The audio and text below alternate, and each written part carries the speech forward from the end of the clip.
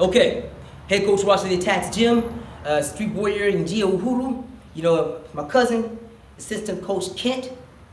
You know, and now here's what we're doing, part 2 of this series, dealing with 3 primary forms of attacks. You know, the two-handed chokes, the throw, you know, two-handed grip on the lapel, you know, driving back, set us on the floor, then one-hand versions of all. There, like that, that's real world, okay? Now, what I got asked about a lot is, what happens when somebody grabs you or drives you, or they could be punching into you first, and then they grab you, drive you hard to the ground, start punching you against the wall here, you know, and you're down and they're up. This is called the up-down position. They're up and you're down, and they're trying to hammer you. What do you do then?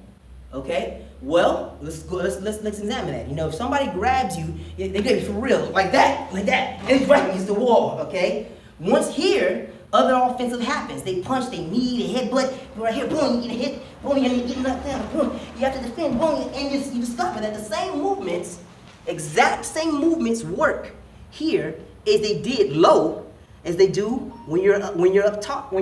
This movement here, turn here to the camera. What I did here, when you grabbed me and was punching me with the other hand, I just defended here. And remember when I showed you how to just raise your shoulder up, pin his hand up, and turn here to force this collapse of this grip of this wrist here? When I did this, from this side here, going like this, roll over, as soon as I got this arm here, as soon as I got the arm this way, here, all I did is take this hand and continue the pull away from me. That is how we went from here, from getting punched in here, going like this, hit, going like that here, going right here, and even defending his here. I shrugged, turning him this way, his hand immediately grabbed, shrugged up, grab here, now pivot toward the wall, wham here, boom. Immediately now, you're looking at a tactical necessity. This wrist here is driving here, but he's still a threat. He can still attack should he choose. So immediately you're looking at tactical necessity and self-defense that does not happen in sport combat. In sport combat, you're looking at beating this guy. You gotta beat him by points or stopping some kind of way. In self-defense, you don't have to. In fact, the first thing I teach, the first response in Tier 1, the beginning sections of tactical responses and strategies that we use is escape, okay? Now, from here, what we use here is the Migu Ngoma Yau Danganyifu, okay? We'll drive into him here, boom, and we'll change the opposite direction away from where our opponent is. We'll stay low, and we'll be out of there. We'll literally run, which is a skill set you have to train. Jumping ropes for 12 rounds, punching 12 rounds, working, using your footwork for 12 rounds is not the same as learning to run. You want to get your track form sweet, and you want to be able to run and negotiate obstacles, etc., so on and so forth. That's different, and that's the first thing you should do. Run. We call that escape. Escape. The second is evasion. What if you're in a closed-off area? Like as you can see from the door here, in this section of the gym, you know, I don't have the other sections of the gym where we do videos at, but in this section here, the door is closed. So you may not have the option of escape.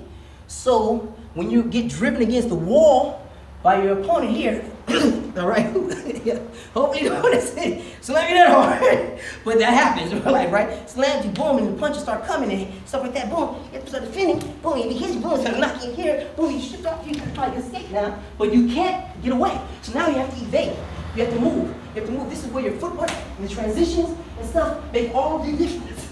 So make all of the difference. Stop. I know you're gonna ask me, where did that roll come from and what's the fake and stuff? Hold. Was that legit or what?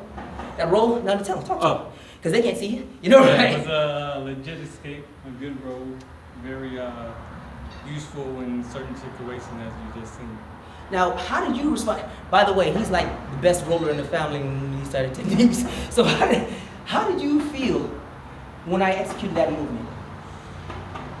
When it's coming at you live, it's almost like a magic trick. You see it, and then it's there, and it's gone before you know it. He's just up, and then down, he rolls, he out the way.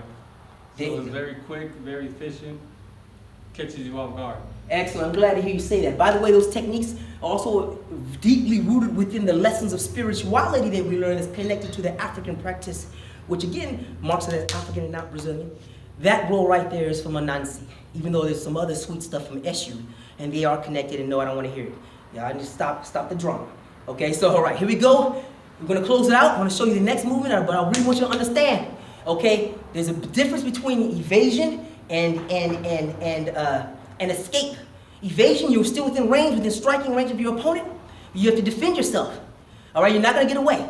Escape is when you completely remove yourself from the area of the threat. All right, keep that in mind, and keep watching this video. Subscribe to my website. Subscribe to my YouTube. Attacks Gym Street Warrior. Head Coach Ross and Gia Uhuru. All right, helping me out. It's my cousin, Assistant Coach Kent. All right, both of us want to wish you. We're gonna say Asante and Ashe.